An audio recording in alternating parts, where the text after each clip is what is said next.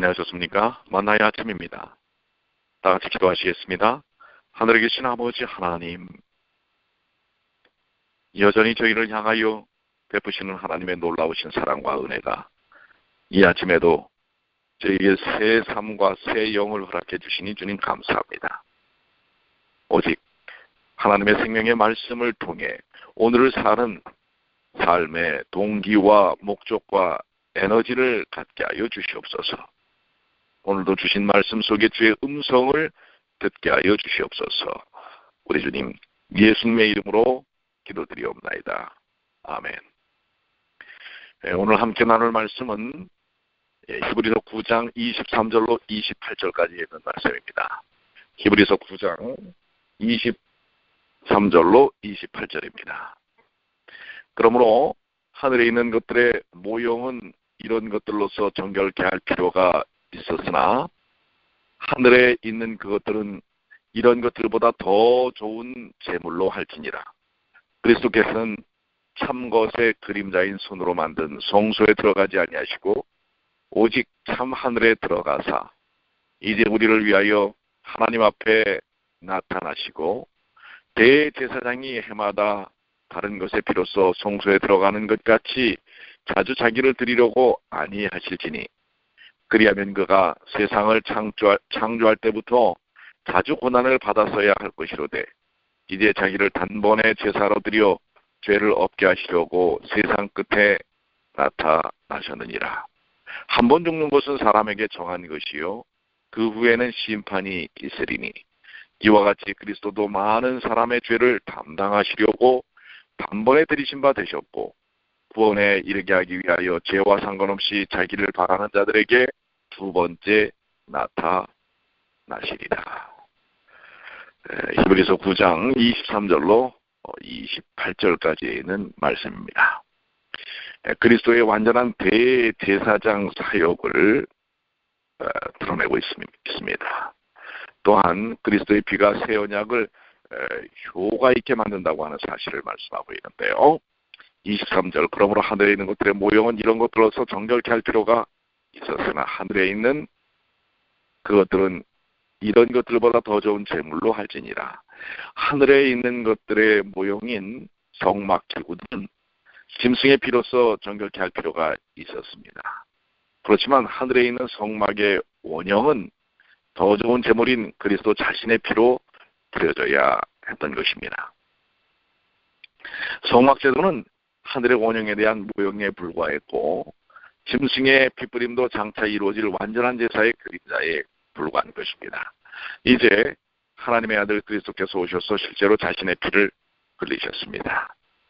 히브리서는 바로 이 땅의 지상 성소가 하늘 성소의 모형이었다는 사실을 분명하게 보여주고 하늘 성소의 그 귀한 그리스도의 사역에 대하여 설명하고 있는 것입니다. 24절에 그리스도께서는 참것의 그림자인 손으로 만든 성소에 들어가지 아니하시고 오직 참 하늘에 들어가사 이제 우리를 위하여 하나님 앞에 나타나시고 본문은 하늘 성소가 더 좋은 제물로 드려져야 할 이유를 제시합니다. 참것의 그림자인 손으로 만든 성소, 이것은 구약시대의 성막과 성전을 가리킵니다. 여기서 참 하늘은 하늘 자체라는 뜻으로 말할 수 있습니다.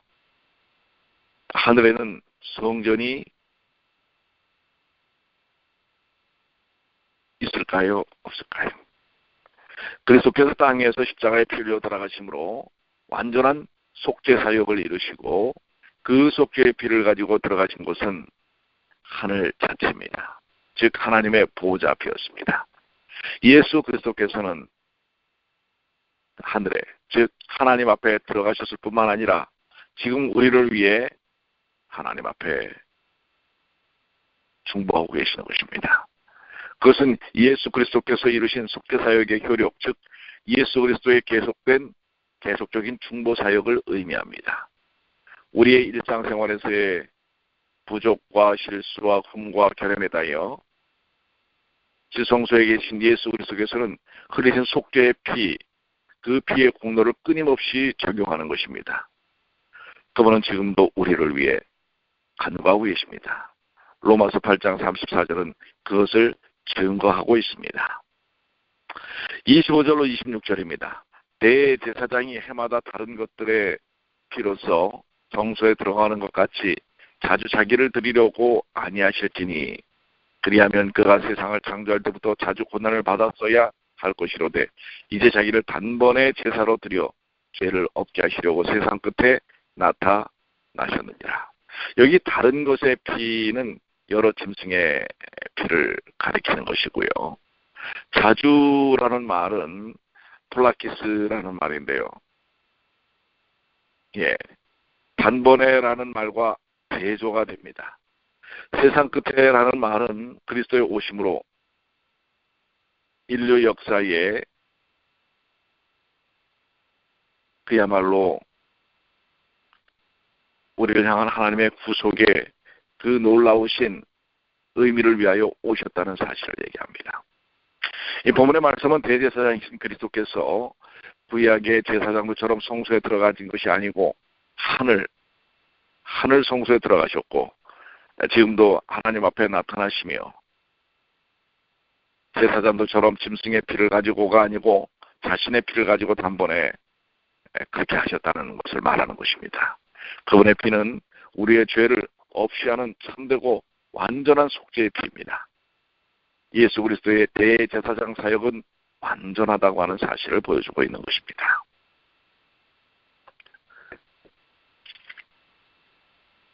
예수께서 지금 어떤 봉사를 하고 계시는가?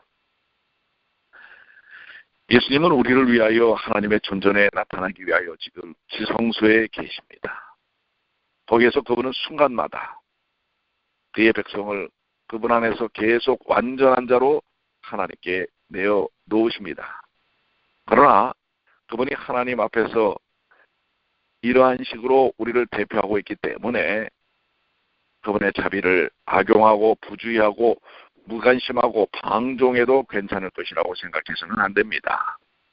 그리스도는 죄를 섬기시는 분이 아니십니다. 우리가 믿음으로 그분 안에 거할 때만 그분 안에서 완전하고 사랑하시는 자 안에서 단합함을 받는 것입니다. 그래서 오늘 우리를 위하여 중보하시는 예수님을 바라보며 우리의 생각을 우리 자신에게 머물러 있게 하지 말라고 성경은 권면하고 있습니다. 계시록 5장 11절에 예수님을 깊이 생각하라고 하는 것입니다. 그분은 지금 지성소에 계신다고 그랬죠. 홀로 계신 것이 아닙니다. 주님의 명령을 기다리는 천천만만 천사들의 호의 속에 계십니다. 그분은 그들을 명하사 가서 하나님께 신뢰를 두고 있는 아주 연약한 자들을 위하여 일하라고 하시는 것입니다. 높은 자나 낮은 자나 부유한 자나 가난한 자가 다 똑같은 도움을 받을 수 있도록 준비되어 있다고 하는 것입니다. 그렇기 때문에 하늘 지성소에서의 주님의 중보 사역을 통해 오늘 여러분과 저는 그 놀라우신 은혜 속에 이 거친 세상 속에서 능히 승리할 수 있는 삶을 살 수가 있는 것입니다. 이것이 바로 주님의 중보 사역의 의미인 것입니다. 오늘 우리가 또 거친 세상 속에 우리 자신을 내놓아야 합니다. 그럴 때 우리는 이 세상 수많은 죄의 유혹과 흔들림 속에서 어떻게 살아날 수 있을까요? 살아갈 수 있을까요? 그것은 바로 주님께서 중보 사역을 통해 우리를 향하여 베푸신 은혜가 그대로 우리의 삶 속에서 적용될 수 있기 때문에 그렇습니다. 오늘도 주님의 능력을 의지하십시오. 주님의 손길을 붙들고 주님과 동행하시게 되길 바랍니다. 27절로 28절입니다. 이 말씀 우리가 참 많이 읽고 인용하는 말씀이죠. 한 번 죽는 것은 사람에게 정한 것이요 그 후에는 심판이 있으리니 이와 같이 그리스도도 많은 사람의 죄를 담당하시려고 단번에 들이신 바 되었고 구원에 이르게 하기 위하여 죄와 상관없이 자기를 바라는 자들에게 두 번째 나타나시리라. 한 번 죽는 것은 사람에게 정한 것입니다. 그 후에 심판이 있다는 사실. 이것은 우리에게서도 아주 중요한 진리이며 동시에 또한 심각한 진리입니다. 왜냐하면 우리 모두가 다 죽을 수밖에 없다는 사실입니다. 그리고 그 후에는 심판이 있다고 하는 것입니다. 그렇기 때문에 오늘 우리가 어떤 삶의 선택과 어떤 삶을 살아야 할 것인지를 매우 분명하게 깨달아야 합니다. 예수께서 이 땅에 수많은 인생들의 죄를 담당하시려고 단번에 들이셨다고 하는 사실, 이것을 우리가 믿음으로 받아들이지 않으면 그 심판대 앞에서 우리는 거기에 대한 책임을 물어야 할 것입니다. 그러나 단번에 드려지신 예수 그리스도를 믿는 믿음 속에서 우리는 그분의 은혜를 갖고 은혜의 삶 속에 살게 되는 것입니다. 그렇기 때문에 오늘 우리의 인생의 길, 그렇습니다. 한 번 죽는 것은 우리 인생에게 있어서 어떻게 보면 피할 수 없는 길입니다. 물론 우리가 살아서 예수님을 맞이할 때 죽음을 맛보지 않고 우리가 하늘로 갈 수 있습니다. 그것은 그러나 전 역사를 통해서, 인류 역사를 통해서 전 인류를 향한 것 중 아주 작은 퍼센테이지에 불과할 수 있는 것입니다.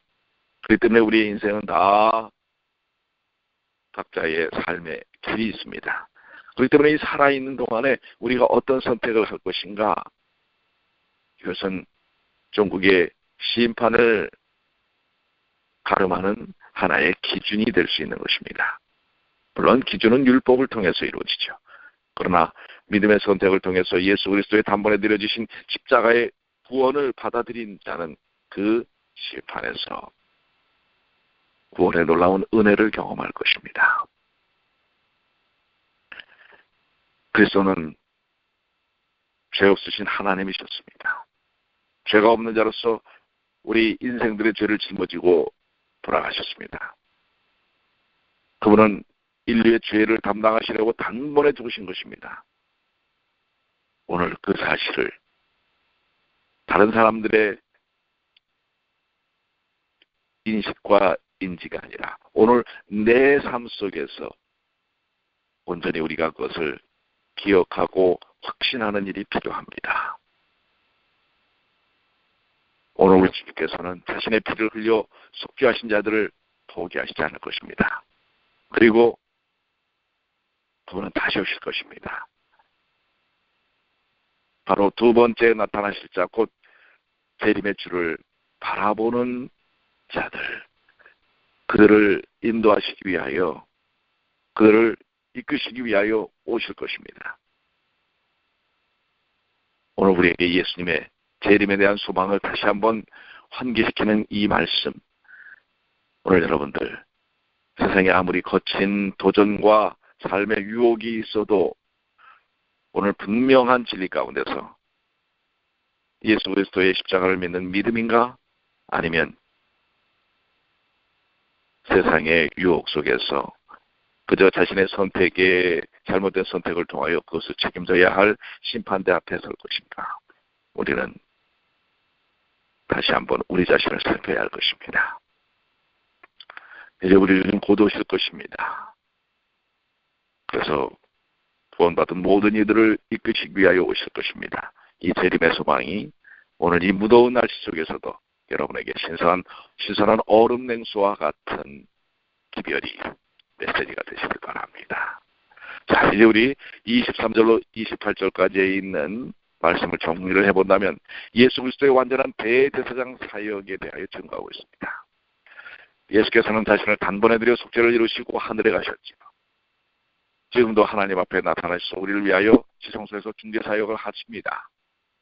본문이 우리에게 주는 교훈은 무엇입니까? 첫째로 우리는 예수 그리스도의 완전한 대속사역과 현재적 중보사역을 든든히 의지하고 하나님과 구주 예수 그리스도께 정말 우리의 마음을 드리고 항상 감사하는 삶을 사시게 되길 바랍니다. 둘째는 우리는 또 구주 예수 그리스도의 다시 오심을 간절히 대망해야 할 것입니다.